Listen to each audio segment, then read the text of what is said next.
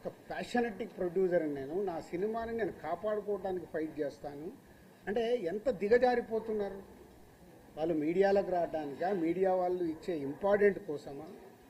అది అవసరం లేని టాపిక్. పైరసీ మీద మేము ఫైట్ చేస్తాం కానీ ఎవడన్నా ఇన్ హౌస్ మన ఇంట్లో మనిషిని మనం చంపుకోవాలని ఎవడన్నా మనిషి అనుకుంటాడా? ఏ కుటుంబంలో ఎవరన్నా అనుకుంటారా? అంత నీచంగా బిహేవ్ చేస్తున్నారు కొందరు, అది పక్కన పెడదాం. సో ఈ పర్సంటేజ్ విధానం తెలంగాణకు వచ్చినప్పుడు తెలంగాణ ఎగ్జిబిటర్స్ న్యాచురల్గా సార్ ఈస్ట్ గోదావరిలో అది అంటున్నారంట, ఇలా తెలంగాణలో కూడా మేము అన్ని థియేటర్లు మూత పడుతున్నాయి, మాకు ఏదో ఒక సొల్యూషన్ కావాలి అని శిరీష్ గారిని అడగడం జరిగింది. ఎవరు ఆ 270 థియేటర్లు? ఎందుకు 30 ఏళ్ల నుంచి వాళ్ళు మాతో వ్యాపారం చేస్తున్నారు. 98 నుంచి ఆ ఎగ్జిబిటర్స్కి మాకు 28 ఏళ్ళ నుంచి ఒక నడుస్తుంది, ఆ రిలేషన్ నడుస్తుంది. వాళ్ళు అడిగినప్పుడు ఈస్ట్ గోదావరికి ఇలా జరుగుతుంది అన్నప్పుడు శిరీష్ గారు నా నోటీస్లో తీసుకొచ్చారు. ఇలా నువ్వు ఛాంబర్ ప్రెసిడెంట్గా ఉన్నప్పుడు ఛాంబర్లో జరిగిన లాస్ట్ ఇయర్ నేను ఛాంబర్ ప్రెసిడెంట్, మీ అందరికీ తెలిసిందే. ఛాంబర్లో నువ్వు అన్నావంట ఎగ్జిబిటర్స్కి కూడా ఏదైనా కష్టాలు ఉన్నప్పుడు డెఫినెట్గా గవర్నమెంట్స్తో కూడా మాట్లాడి సాల్వ్ చేస్తామని వాళ్ళు ఈ పాయింట్ అడుగుతున్నారు. ఈస్ట్ గోదావరిలో అడుగుతున్నారు. What will do? ఎగ్జిబిటర్స్కి ఏం కావాలో అడగడంలో తప్పులేదు.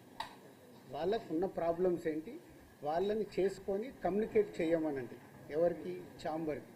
ఛాంబర్కి కమ్యూనికేట్ చేస్తే అప్పుడు ఛాంబర్ నుంచి ప్రొడ్యూసర్స్కి లేదా గవర్నమెంట్కి ఈ టాపిక్ వెళ్తుంది. బికాజ్ ఐఎమ్ ఎఫ్డీసీ చైర్మన్ కాబట్టి ఆ ఉద్దేశంలో వాళ్ళు ఈ రూట్లో రావడం జరిగింది. అది అయిపోయింది. సో నేను నా వెకేషన్ కోసం నేను హాలిడే వెళ్ళాను. వాళ్ళు మే 18 ఒక మీటింగ్ అనుకున్నారు ఎగ్జిబిటర్స్, ఏపీ తెలంగాణ ఎగ్జిబిటర్స్ అందరూ.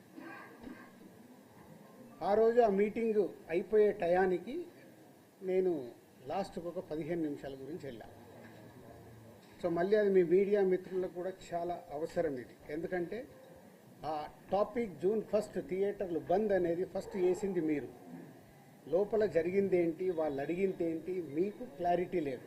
ఎవరో ఫోన్ ద్వారా చెప్పింది అది మట్టుకే మీరు మీ స్ట్రోలింగ్లు కానీ మీ బ్రేకింగ్ న్యూస్లు కానీ మీరేశారు. అంటే యాక్చువల్ లోపల ఏం జరిగింది, వాళ్ళు ఏం అడిగారు, వాళ్ళు ఛాంబర్కి ఏమి ఇచ్చారు, మీకు క్లారిటీ లేదు. వాళ్ళు అక్కడ నేను వెళ్ళి మాట్లాడిన తర్వాత సార్ మేము ఇలా అనుకుంటున్నాం, మాకు ఈ పర్సంటేజ్ విధానం కావాలి, ఈ రెంటార్ పర్సంటేజ్ అనేది ఉంది, ఆ కొన్ని సినిమాలకే 90% సినిమాలు మేము పర్సంటేజ్లో ఆడుతున్నాము, సో కొన్ని సినిమాలకి ఇలా ఉంది, మాకు కావాలి అని అడుగుతున్నాం. సరే, దాంట్లో వాళ్ళ పర్సంటేజ్ విధానంలో కూడా రాయొద్దు అని చెప్పాను. ఎందుకు? అది ప్రొడ్యూసర్స్, అక్కడ డిస్ట్రిబ్యూటర్స్ కంఫర్ట్గా లేరు, ప్రొడ్యూసర్స్ కంఫర్ట్గా లేరు. సో మీ కోరిక, మీ రిక్వెస్ట్ ఏదైతుందో మీరు ప్రొడ్యూసర్స్కు చెప్పండి. డెఫినెట్గా ప్రొడ్యూసర్స్ మీటింగ్ అయినప్పుడు వాళ్ళు మీ గురించి ఆలోచించి ఎలా దీన్ని సాల్వ్ చేయాలనేది ప్రయత్నం చేసి తొందరలోనే చేస్తాము. అక్కడ కొందరు సార్ మేము ఇది కాకుంటే June 1 నుంచి మేము థియేటర్లు క్లోజ్ చేస్తాం, అది తప్పు. మీరు అలాంటి స్టేట్మెంట్లు కానీ అలాంటివి అడిగితే ఎదుటి వాళ్ళకు హర్టింగ్గా ఉంటుంది, ఆ టాపిక్ వద్దు.